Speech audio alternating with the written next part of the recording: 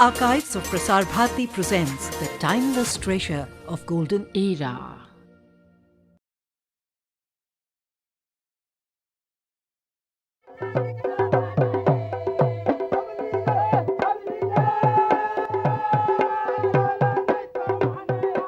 Next to Africa, India has the largest population of tribals, numbering around 68 million.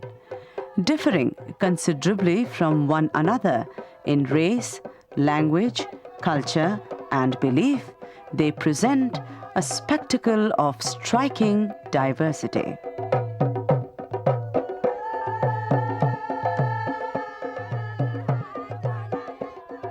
This diversity manifesting itself through varied cultural traditions and linguistic traits lends a unique luster to the cultural mosaic of India. On the other side of the Vindhyas, this colorful expanse of central India, which converges ultimately into the Deccan Plateau, has been the sanctuary for a wide range of tribal groups, among which Pardhans, also known as Patadi or Pathari, are quite prominent. Ethnically and culturally part of the aboriginal Great Gond tribe of central India, they, in search of livelihood, dispersed in the entire expanse of central India following the downfall of the Great Gonds. Around 110 kilometers away from Jabalpur and about 10 kilometers away from the roadhead in Manla district is the far-off village of Biji. Of around 573 communities scheduled as tribes by the government, a prominent one known by the name Pardhans inhabits this region. Numbering 38th in the list of the scheduled tribes of Madhya Pradesh, they constitute 0.15% of the total tribal population of the state. As per the available demographic details, their total number in the state is around 18,300.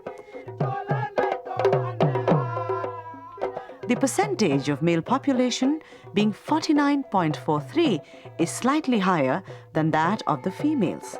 Barely 11% of their total population live in towns and cities.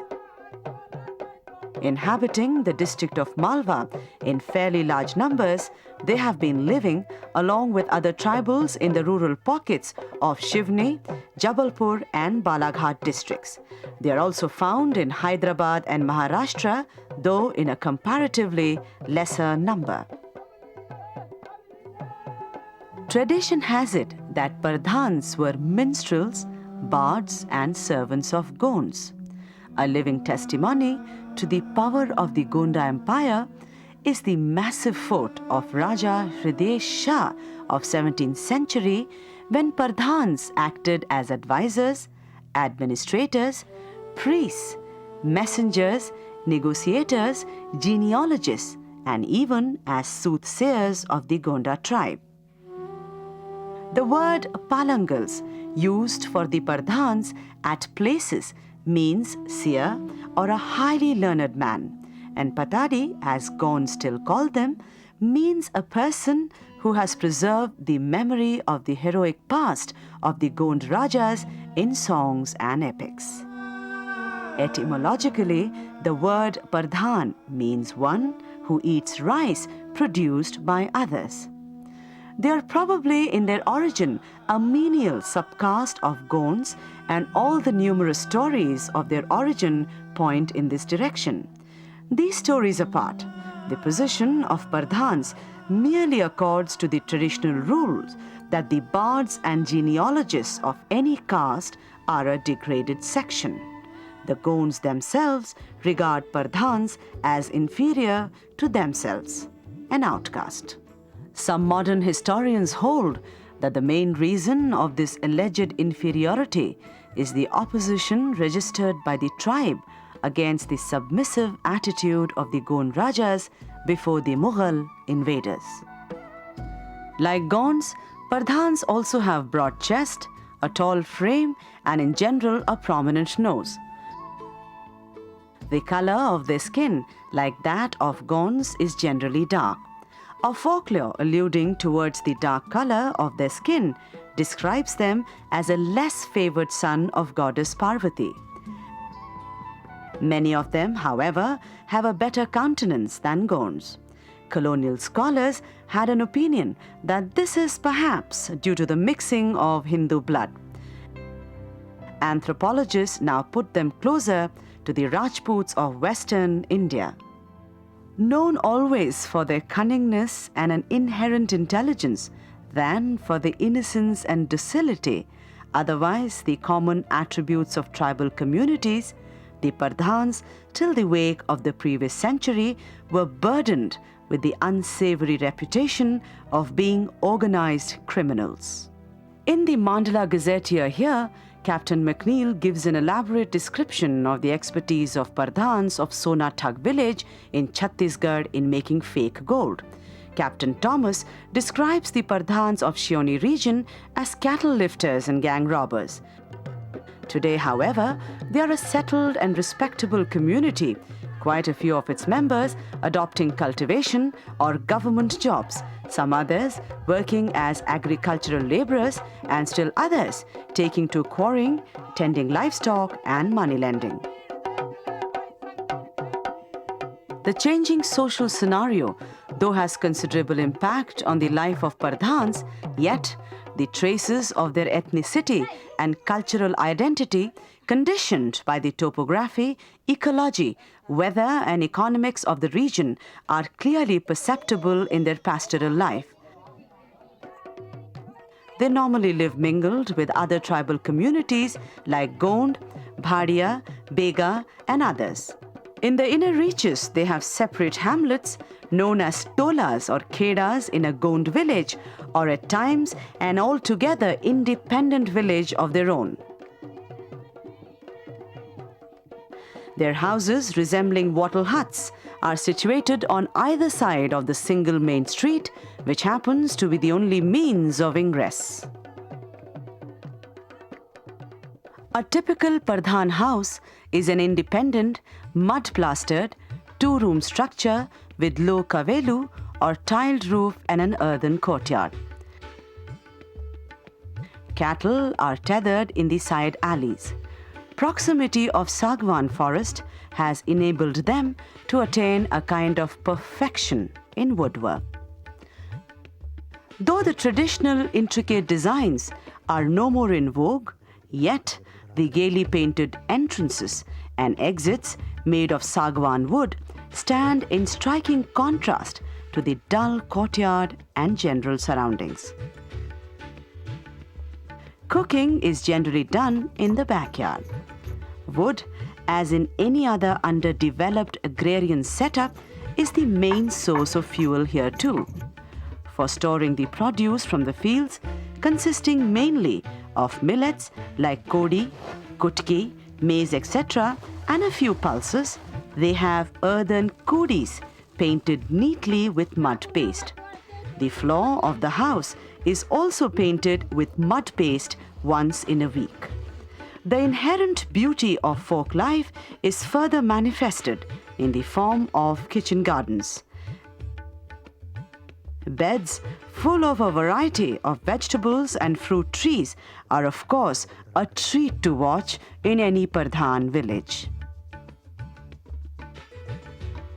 Traditionally, Pardhan women love ornaments like waist girdle, bracelets, armlets, nose and earrings of silver.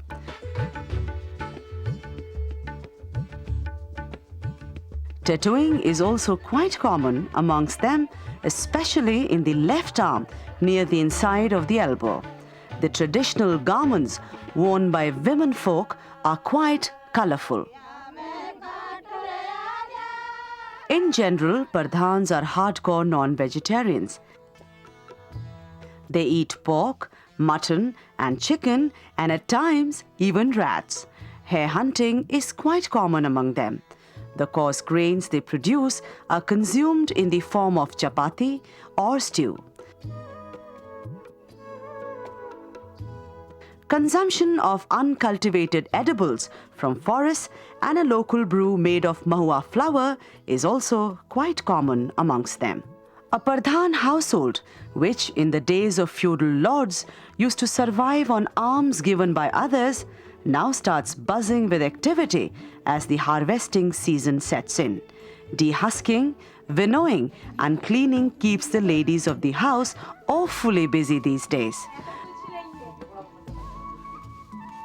Tired to the nerves though, the satisfaction of having a secured sustenance for the days to come may easily be seen on these faces.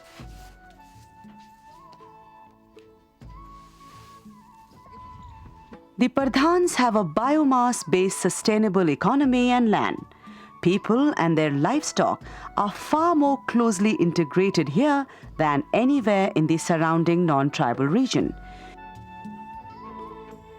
Interposed with the dynamic equilibrium of an interdependent system here, consisting mainly of soil, climate and the vegetation of the region, is the animal and human population. The Pardhans do not seem to have a well-developed cult of ethnomedicine, and for most of the diseases, the popular remedy seems to be to appease the deity they worship. Scholars working on Pardhan women in 1978 in the Adilabad district speak of a high fertility and mortality rate among them. However, as compared to Gonds, they have taken to education with enthusiasm, and quite a few among them are high-ranking government officials. In the state of Madhya Pradesh, the literacy percentage among Pardhans is around 22, which is less than the general percentage of the state. Among women, it is still lower, a bare 10.61%.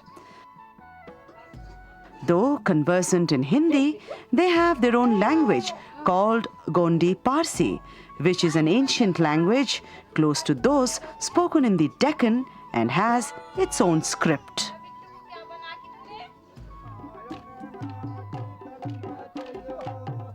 Music indeed is the lifeblood of Pardhans. It is least surprising that a sizable majority of these youngsters have active association with the orchestra groups in nearby towns.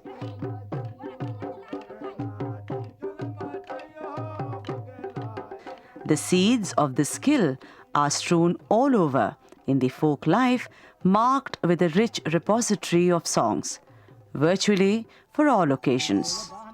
Kingdi, a kind of a primitive violin, is the ancient instrument of Pardhans. So old and such an integral part of the Pardhan culture it is that in Manla region, Pardhans are sometimes referred to as Kingdis after it. Interestingly, in place of a single string, a whole bunch of it is passed over the bridge of the instrument. Recital of legends from the annals of history or the exploits of the epic heroes like Lord Rama over a kingri quite often charges the audience with religious fervor.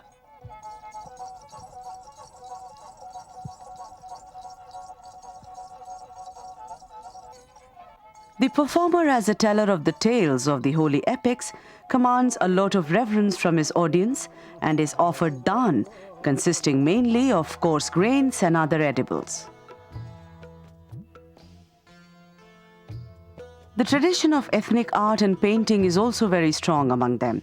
Basket weaving and making small artifacts of bamboo is a common off-farm activity in Pardhan villages.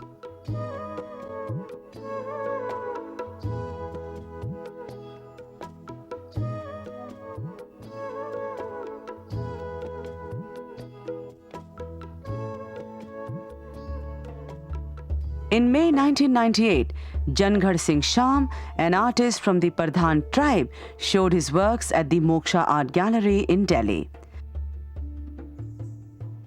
Sham's oil canvases depicting flowers, animals, birds and people in colored dots and flat, bright hues were then priced between Rs 4,000 to 38,000 rupees.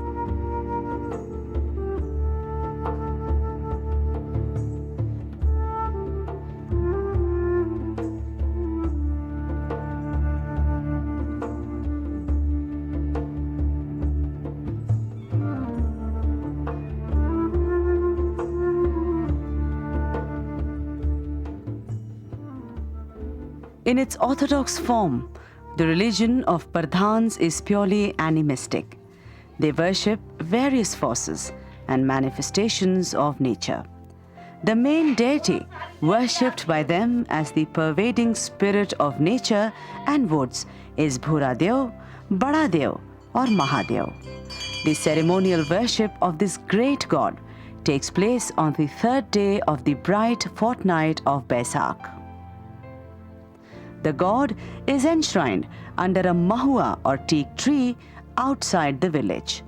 A great religious meet is generally held in its honor and a pig is sacrificed to the gods. Pardhans have a well-marked pantheon which includes their own version of Kali Mai, Dhuladev, Narayan Dev, Surja Dev, Natamai, Khair Mata, Thakur Dev and so on. In the village shrine, generally called Madhya, the deity is represented through a symbol like a trident or a leaf. They also have a lot of faith on black magic, ghosts and goblins. This is, however, undergoing a rapid transition these days. This process of sanitization under the influence of Hindu faith is quite conspicuous in the ritual worship at Kesari Mai Mandir in Mandala district. Primitive practices like spirit possession, seance and penance, a kind of self-inflicted torture as a token of both ardent devotion and divine benediction, however, still persists. The birth rites observed by them are almost similar to those of mainstream Hindu society, and so are their beliefs related to procreation. Among them, a person is not allowed to breathe his last on a cot. Earlier, their dead bodies were not cremated but were buried in north-south direction. However, cremation has now become more common. On the 11th day after the ritual worship of the deities, a community dinner is organized in the honor of the departed soul. The Pardhan are said to be one of those pastoral tribes in India who have been maintaining their clan organization. They are divided into several endogamous sections like Raj Pardhan, Gond Pardhan and Thotia Pardhan. Some other such groups are Madher, Kalotiyas, Deogadiyas, Kandara and Arik. Besides their hereditary status in the society, these names are further suggestive of the traditional assignment a particular group has in hand and also its habitat. The clan among them is grouped into exogamous sections like Markam, Sirdhan, Parteti, Bhalavi and several others. Each one designated by the number of gods its members are supposed to worship. They have their traditional caste panchayat presided over by Mukhya or Mukashe. The main task of this community organization is to organize collective worships, resolving various issues pertaining to marriage or divorce, and to check the quarrels and illicit relationships within the community. Marriages in Pardhan community, traditionally performed at the age of 16 to 18, are quite a colorful and festive affair. A marriage is generally performed in a public place like a crossroad or at Gothan, a place where animals assemble for rest during noontime. It may take place any time during the year. Widow remarriages are not unusual and are termed as Pat or Mabutur. Reasons being legitimate, divorce may also be obtained by either party. As for the number of marriages a man is allowed to make, there is virtually no restriction. Quite a few among them have as many as 4 wives in different villages they keep visiting. The customary bride price is 12 rupees, though it now has started varying in different localities.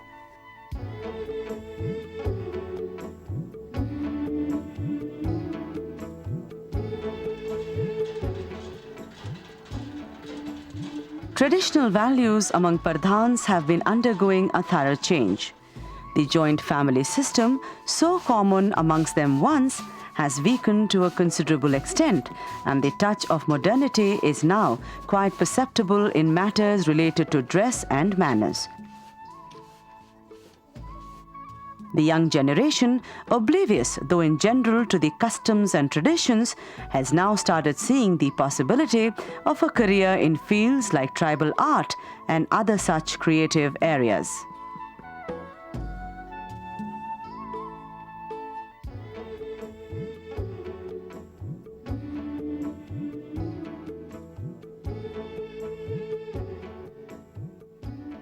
In the years gone by, Pardhans have made a considerable progress. Yet, their being in less number as compared to the population of other tribals, and a tendency to get themselves enlisted as caste, following the tradition of caste mobility, at times deprive them of the benefits of various government schemes under ITDPs or ITDAs. However, the rising political consciousness has given them a feeling of solidarity and also a forum to put forward their grievances.